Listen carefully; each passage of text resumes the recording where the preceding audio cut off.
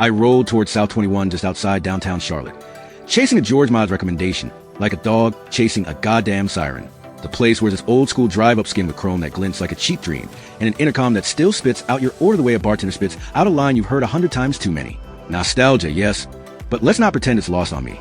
2 patties, lettuce, cheese, and bacon, because sometimes you don't fuck with the formula.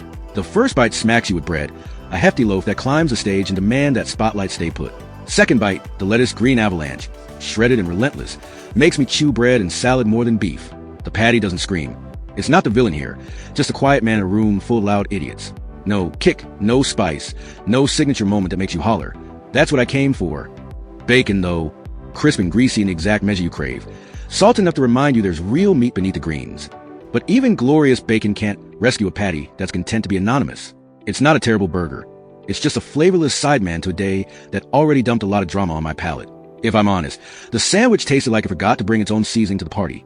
And the party had already started without it. The cherry milkshake stands apart, not pretending to be anything but what it is. Real cherry flavor, not some sugar wall masquerading as fruit. It tastes like it could have come straight off a cherry tree. And in a world of neon syrups, that's a small mercy. I chased that with a sun drop and a shot of cherry. A ritual, a reward for grinding through a 30-minute Sky Nostalgia session. They gave me the sun drop with a cherry on the house after the flight. A little kindness you don't forget when you're counting pennies and calories. The price tag, $16, feels a touch cruel for a burger that didn't linger on the tongue with any lasting fire. You measure a burger's value by the way it sticks with you after the bite, and this one lingers with a polite, moderate aftertaste, not offensive, just faint, like a decent story that forgot to land a punchline. What kept me tethered to the room was the people, the warmth that glowed through the chrome and the intercom. They were easygoing, unflustered by the showmanship, and that kind of hospitality matters more than a perfect patty.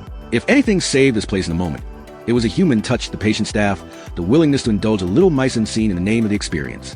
Now, I won't pretend 2 burgers in one day didn't dull my senses. Taste fatigue is a real thing, and this city's lunch hour had already fed me a considerable amount of flavor and noise.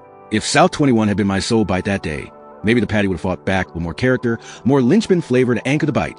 But as it stood, I found the Superboy to be alive, unambitious player in a cast that already shown brighter, earlier acts. Still, I'm not ready to write this place off.